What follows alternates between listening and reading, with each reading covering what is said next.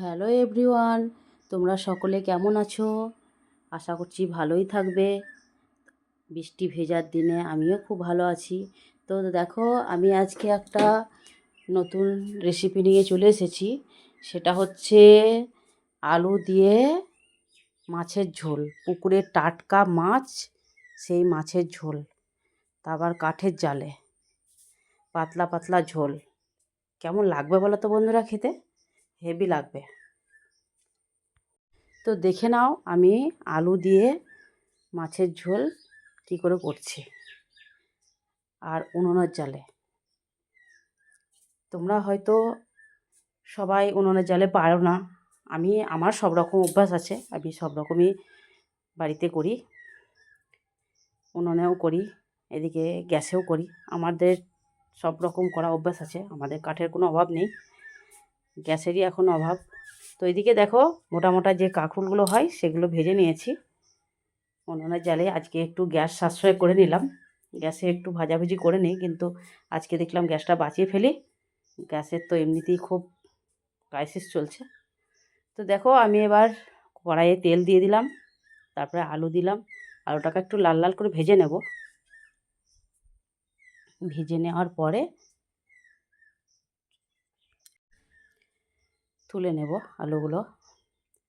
তারপর আমার তো সকাল সকাল রান্না, আমার ছেলে খেয়ে যায়, তো আমাকে আগে থেকে মশলা বেটে কেটে সব রেডি করে রাখতে হয়। তো আগে থেকে আমি রসুন, আদা আর শুকনো লঙ্কা বেটে নিয়েছি। এদিকে দেখো, কড়াই গরম হয়ে গেছে, এদিকে পেঁয়াজ আর টমেটো দিয়ে দিলাম।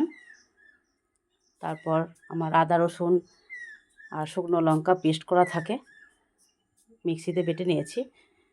তো প্রতিদিন পাটা সম্ভব হয় না, তো বেটে নিয়ে ফ্রিজে ভরে রেখেছি, দিয়ে দিলাম। ওর মধ্যে হলুদ, লবণ, স্বাদ মতো চিনি সব কিছু দিয়ে দিয়েছি। আর আমি শুকনো লঙ্কা গুঁড়ো খাই না, আমি বাজার থেকে কিনে নিয়ে এসে সেটাকে আমি বেটে নিই। বেশি পরিমাণ হলে মিক্সিতে বাটি, না হলে শিলে বেটে নিই। দেখো, একটু দিয়ে দিয়েছি, আজকে শিলেই বেটে নিয়েছি। উনুনে রান্না করব আর শিলে মশলা বাটবো না, এটা তো হয় না, তো একটু বেটে নিয়েছি। আর ওইদিকে কথা অনেক কিছু তোমাদের সঙ্গে গল্প করতে করতে ওখানে জিরে, ধনে আর শুকনো লঙ্কা আমি আগে থেকেই গুঁড়ো করে রেখে দিই, সেটাও একটু দিয়ে দিলাম। এবার বেশ কিছুক্ষণ কষিয়ে নেবো, দিয়ে জল দিয়ে দেবো। এদিকে মাছটাও দিয়ে দিয়েছি, তোমাদেরকে দেখানো হয়নি, আমার ক্যামেরার একটু সমস্যা ছিল তাই। যাই হোক, অনেক বকবক করলাম। তো আমার ভিডিও তোমাদেরকে ভালো লাগে? তো যদি ভালো লেগে থাকে আমার চ্যানেলটাকে ফলো করে দিও, আর যদি ভালো না লাগে তাহলে তো করবে না, বুঝতেই পারছি। তো ভালো লাগারই চেষ্টা করো একটু, আর আমার সঙ্গে থেকো, আমার পাশে থেকো। সবাই ভালো থেকো, সুস্থ।